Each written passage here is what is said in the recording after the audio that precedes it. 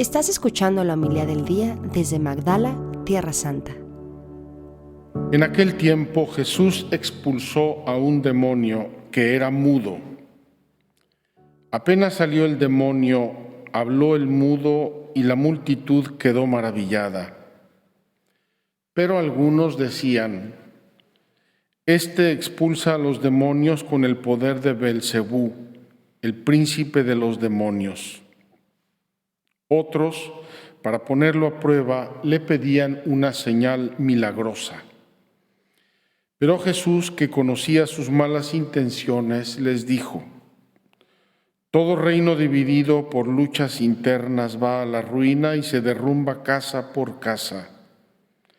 Si Satanás también está dividido contra sí mismo, ¿cómo mantendrá su reino? Ustedes dicen que yo arrojo a los demonios con el poder de Beelzebú. Entonces, ¿con el poder de quién los arrojan los hijos de ustedes? Por eso, ellos mismos serán sus jueces. Pero si yo arrojo a los demonios con el poder de Dios, eso significa que ha llegado a ustedes el reino de Dios. Cuando un hombre fuerte y bien armado guarda su palacio, sus bienes están seguros. Pero si otro más fuerte lo asalta y lo vence, entonces le quita las armas en que confiaba y después dispone de sus bienes. El que no está conmigo está contra mí, y el que no recoge conmigo desparrama. Palabra del Señor. Gloria a ti, Señor Jesús.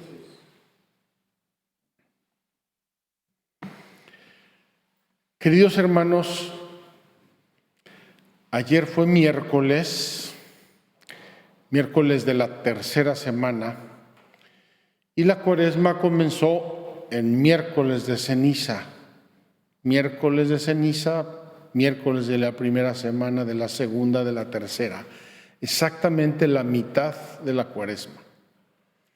El próximo miércoles será la cuarta semana, el siguiente es la quinta semana y el siguiente es el miércoles santo. Estamos exactamente a la mitad de la Cuaresma y hoy la oración colecta tiene un pequeño quiebre que me gustaría resaltar, porque a veces no le ponemos mucha atención a la oración colecta y me parece muy importante y muy bella. Repito, hoy comenzamos la segunda parte de la Cuaresma. Voy a traer la oración colecta.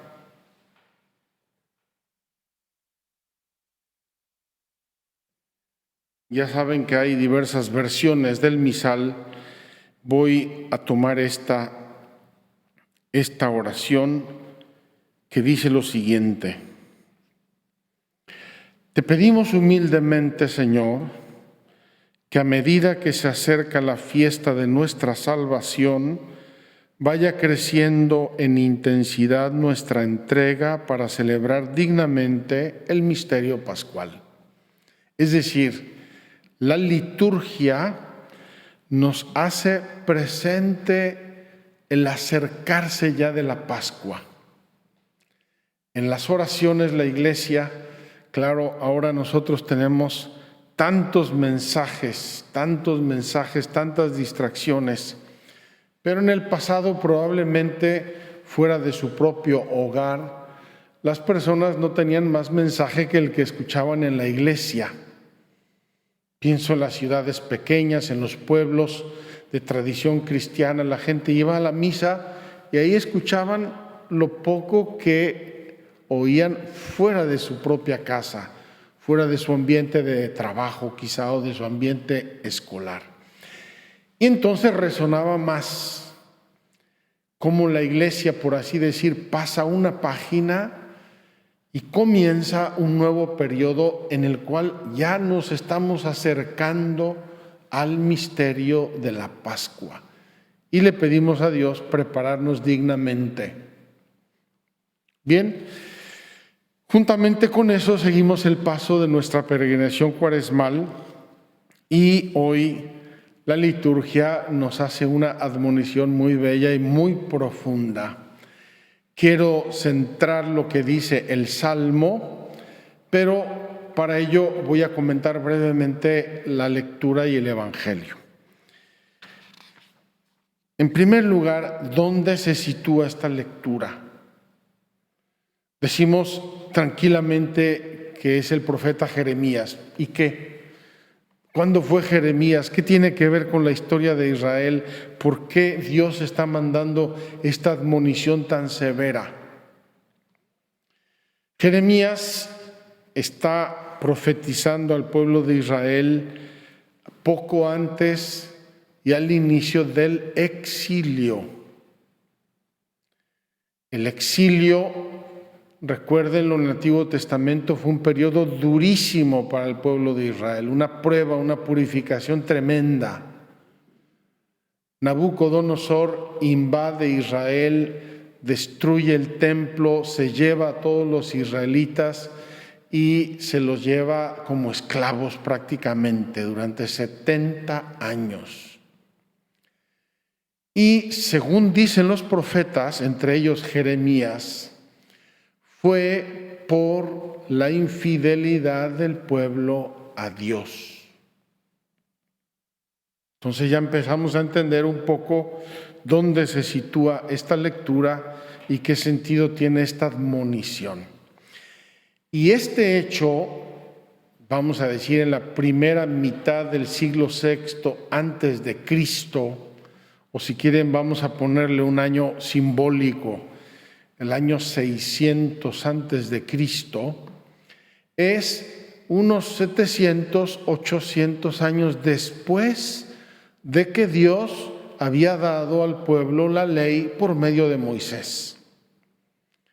600, 700 años mandando Dios a los profetas, mandando a los jueces, mandando mensajes de toda índole y pidiéndole al pueblo que recapacite, que reaccione, que obedezca, que no cierre su corazón. El pueblo hace poco caso.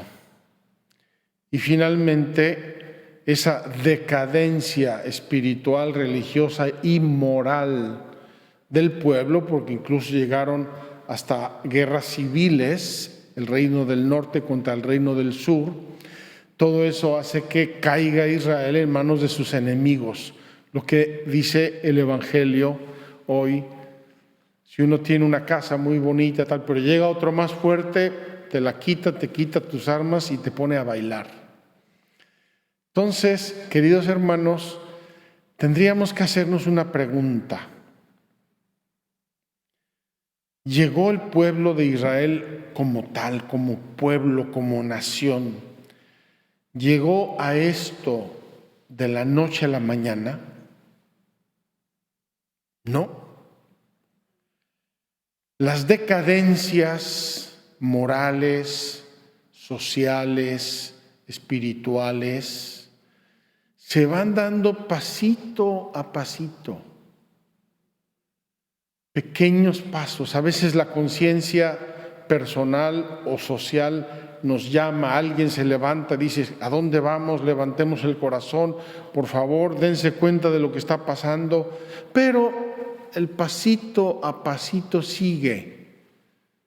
El progreso y la decadencia no se dan nunca de la noche a la mañana. Y en este contexto de profunda decadencia hay una voz fuerte, una voz potente, una voz que sigue resonando hasta el día de hoy, la voz de Jeremías, profeta de Dios. Y para ser profeta de Dios, piensen ustedes en los requisitos que tendría. Primer requisito, además de la vocación de profeta, nadie puede llamarse profeta por sus propios gustos. Además de que Dios lo llama y le da el don de la profecía, para ser profeta hay que ser un hombre, una persona, una mujer de oración. Porque la oración nos hace ver las cosas y pensarlas y sentirlas con el corazón de Dios, con la mente de Dios. Me imagino este pobre profeta Jeremías intentando parar la decadencia de su pueblo y viendo que va de mal en peor, de mal en peor, y le dice, es que van a pasar desgracias, que si sigues así, que no puede ser, que no es el camino, y sigue, y sigue, y sigue, ¡pum!, hasta que cae. No digo desaparece porque Dios permitió que no desapareciera, pero podía haber desaparecido. El exilio, se llevan a todo el pueblo como esclavos. El Evangelio nos dice lo mismo en otro contexto. Jesús expulsa a un demonio mudo y entre los presentes algunos creen y se alegran y se extasían de ver lo que hace Dios a través de Jesús. Otros dicen, sí, claro, esto lo expulsó porque tiene un demonio igual que el que acaba de expulsar. Otros, curiosamente, y acabo de reparar en esto, le piden a Jesús que, para ponerlo a prueba, le piden una señal prodigiosa. Acaba Jesús de expulsar un demonio y le piden una señal prodigiosa, pues es una señal para probar la otra señal, para probar la otra. El que no quiere creer y se empecina en su increencia, no le bastan las señales. Eso se centra hoy en el mensaje del Salmo. Acuérdense que los salmos son las oraciones que el pueblo de Dios fue creando durante siglos en el templo de Jerusalén. Y este salmo nos dice: no endurezcan su corazón como el día de la rebelión en el desierto, cuando sus padres dudaron de mí, aunque habían visto mis obras. No endurezcan el corazón. O, como rezamos hoy, Señor, que no seamos sordos a tu voz. Señor, que no perdamos la escucha de tu voz. Señor, que no seamos como dice la Escritura, tienen ojos y no ven, tienen oídos y no oyen, tienen labios y no hablan. La solución, queridos hermanos, es la lucha diaria. Y como veíamos en la catequesis de hoy, la lucha diaria en el amor. Amo a Dios, quiero serle fiel, quiero ser según su corazón, quiero agradarle, quiero llegar al cielo, quiero un día gozar de Dios en el cielo. Tengo que hacer esa lucha diaria, ese pasito a pasito. Así se construyen las grandes personalidades y así se destruyen. Paso a paso, ladrillo a ladrillo. Vamos a pedirle hoy a Dios que aprendamos esa ley, que no se nos olvide y que no permita jamás que nos hagamos sordos a su voz. Que así sea. Muchas gracias por escucharnos. Si quieres conocer más acerca de Magdala, síguenos en YouTube y Facebook.